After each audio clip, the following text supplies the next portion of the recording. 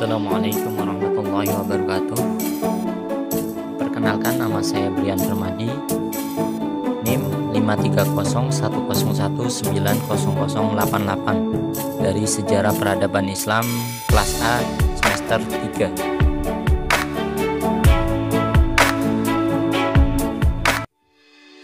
Pembaruan Turki Utsmani, yaitu yang pertama dimulainya pembaruan Turki Utsmani, yang kedua Tanzimat, ketiga Utsmani Muda, keempat Turki Muda, dan kelima Mustafa Kemal Atatürk. Untuk yang pertama yaitu dimulainya pembaruan Turki Utsmani. Untuk pertama yaitu pembaruan di Turki Utsmani pertama kali dilakukan oleh Sultan Salim III pada tahun 1789 Masehi sampai 1807 Masehi melalui program pembaruan yang memiliki nama resmi Nizam-i-Jadid atau New Order. Program ini bertujuan untuk meningkatkan kekuatan negara untuk melawan musuh-musuh eksternal, terutama melawan Rusia, dan internal. Salim III mencoba untuk memperkuat aparatur negara, khususnya korps militer dan sistem perpajakan. Inilah foto Sultan Salim III, yaitu Sultan Salim III lahir di Istanbul pada tanggal 24 Desember 1761. Ia adalah putra dari Sultan Mustafa III dan Mehrisah Sultana. Ibunya berasal dari Georgia. Dia sangat religius dan sangat patriotik. Dia adalah seorang penyair berbakat dan musisi brilian. Dia juga seorang komposer. Salim III meninggalkan tahta ke Mustafa pada 29 Mei 1807 dan dia meninggal setahun 2 bulan kemudian.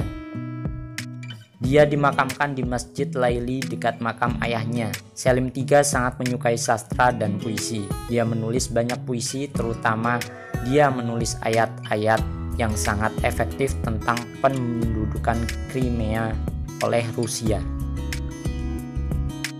Dan pada Mei 1807, pasukan Janissary melakukan pemberontakan menuntut dihapuskannya Korps Nizam-i-Jadid, dan di hari yang sama Salim III dilengserkan. Permasalahan dihapuskannya Nizam-i-Jadid ini selain disebabkan adanya pemberontakan dan tidak adanya dukungan dari beberapa pihak, juga karena biayanya yang tinggi sehingga menimbulkan krisis finansial pada tahun 1807. Ketika Mahmud II atau 1808 dan sampai 1839 naik tahta menjadi sultan kerajaan di Turki, ia memusatkan perhatiannya pada perubahan internal. Perbaikan internal tersebut dipusatkan pada rekonstruksi kekuatan angkatan bersenjata kerajaan.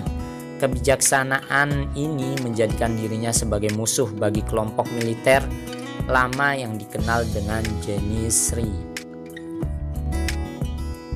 Inilah foto pasukan elit Janissary. Pada tahun 1826, ia dapat memusnahkan Janissary. Dengan begitu, ia dapat menghilangkan pemikiran konservatif dalam militer Utsmani dan mengganti institusi lama tersebut dengan kekuatan militer baru model barat. Ulama, kelompok yang secara efektif dari awal melakukan oposisi terhadap reformasi sultan melalui koalisinya dengan para Janissary, sekarang telah kehilangan kekuatannya. Mahmud II menggunakan dua cara untuk mengekang kekuatan ulama, yaitu dengan mendirikan FKAF, sebuah yayasan keagamaan di bawah kontrol pemerintah, dan menempatkan ulama ke dalam sebuah hierarki yang dipimpin oleh Syekhul Islam, pimpinan pejabat keagamaan tertinggi di kerajaan ini.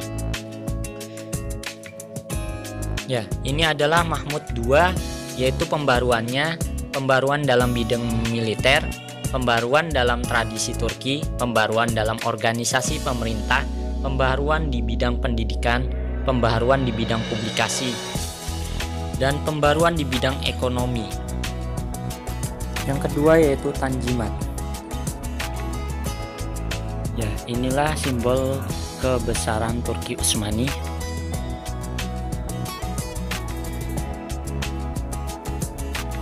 Tanzimat atau dalam bahasa Turki dikenal dengan Tanzimat-i Hayriye adalah gerakan pembaruan di Turki yang diperkenalkan ke dalam sistem birokrasi dan pemerintahan Turki Utsmani sejak pemerintahan Sultan Abdul Al-Majid 1839 sampai 1861, putra Mahmud II dan Sultan Abdul Al-Aziz 1861 sampai 1876. Pembaharuan tersebut dimulai dengan deklarasi Vulcan Sharif Vulcan pada 3 November 1839. Tanzimat berakhir pada awal pemerintahan Abdul Al-Hamid II pada tahun 1880. Dengan dideklarasikannya Tanzimat, para negarawan Utsmani bermaksud untuk menata kembali sistem administrasi di Turki Utsmani dan juga untuk menegakkan hukum. Manfaat Tanzimat. Tanzimat memberi jaminan terhadap keselamatan jiwa, kehormatan, harta benda, serta persamaan hak antara muslim dan non-muslim di bawah hukum.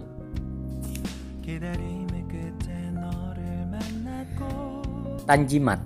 Tokoh utama pada periode Tanzimat yaitu Mustafa Pasha dan tokoh lainnya Mustafa Rashid Pasha, Mehmet Sadik Rifat Pasha. Mustafa Rashid Pasha yaitu pemikir juga mempunyai pengaruh pada pembaruan di zaman Tanzimat. Mustafa Pasha tokoh utama pada periode Tanzimat. Mehmet Sadik Rifat Pasha tokoh Tanzimat yang pemikirannya banyak. Untuk yang ketiga yaitu Utsmani Muda. Tanzimat melahirkan 3 kelompok, yaitu yang pertama kelompok oposisi dari kalangan tradisionalis, yang kedua kelompok intelektual yang didomisili oleh mereka yang mengenyam berbagai pelatihan birokrasi dan menguasai ide-ide barat, dan yang ketiga mereka yang berkeinginan untuk menghapuskan sultan sebagai sebuah kekuatan politik. Kelompok intelektual yang merupakan kelompok kedua dikenal dengan Utsmani Muda atau Young Ottomans. Kelompok yang terkenal pada akhir-akhir periode Tanzimat 1867 sampai 1878 telah dipertimbangkan sebagai prototipe dari intelektual modern Turki. Mereka adalah orang-orang pertama yang membuat ide-ide pencerahan dan berpikir untuk mencoba mengembangkan sintesis antara ide ini dengan Islam. Utsmani Muda tidak menentang monarki, mereka hanya ingin melakukan reformasi dan modernisasi untuk menyelamatkan kerajaan. Pandangan politik mereka banyak dipengaruhi oleh paham sekuler dan revolusioner terhadap ajaran Islam tradisional. Tokoh Utsmani Muda yaitu yang pertama Namik Kemal, yang kedua Midhat Pasha. Menurut Utsmani Muda, Tanzimat lebih merupakan sebuah manuver politik daripada reformasi sosial dan hukum yang tujuannya hanya untuk menyelamatkan kepentingan pemerintah saja. Meskipun demikian, mereka tidak mengingkari bahwa Tanzimat merupakan banyak perubahan seperti pembatasan kelompok Janissary. Untuk yang keempat yaitu Turki Muda.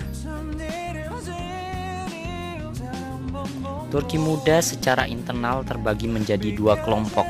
Kelompok pertama dipimpin oleh Ahmad Reja yang menghendaki seorang sultan yang kuat, pemusatan kekuasaan dan pengutamaan unsur-unsur muslim Turki dari warga Utsmani. Kelompok yang kedua dipimpin oleh Pangeran Sabaheddin yang menekankan bentuk-bentuk desentralisasi pemerintahan Utsmani dan menghendaki sebuah masyarakat federasi dengan pemberian otonomi bagi warga Kristen dan warga minoritas lainnya. Kelompok Turki Muda adalah kelompok pembaharu pertama yang merencanakan industrialisasi untuk pertama kalinya dengan disahkannya Undang-Undang tentang Industri, Law for Encouragement of Industry pada tahun 1909 yang kemudian diperbarui pada tahun 1915. Kaum wanita pada masa Turki Muda juga mendapatkan perhatian yang besar di bidang pendidikan. Kesempatan bagi kaum wanita untuk memperoleh pendidikan juga dibuka lebar-lebar. Kalau pada periode Tanzimat kaum wanita telah memperoleh kesempatan belajar di tingkat dasar, maka pada periode Turki muda kesempatan bagi wanita untuk belajar di tingkat menengah dan tinggi juga terbuka lebar. 5. Mustafa Kemal Atatürk. Mustafa Kemal Atatürk. Mustafa Kemal Atatürk merupakan seorang panglima tertinggi negarawan, penulis, sekaligus pendiri Republik Turki. Dia melaksanakan modernisasi di antaranya mengenal huruf Latin, memperkenalkan pendidikan dan sistem kehidupan ala Eropa. Thank you for watching. Semoga ilmu ini bisa bermanfaat untuk kalian semua, guys. Sekian dari saya. Wassalamualaikum warahmatullahi wabarakatuh. Bye, Brian Permadi.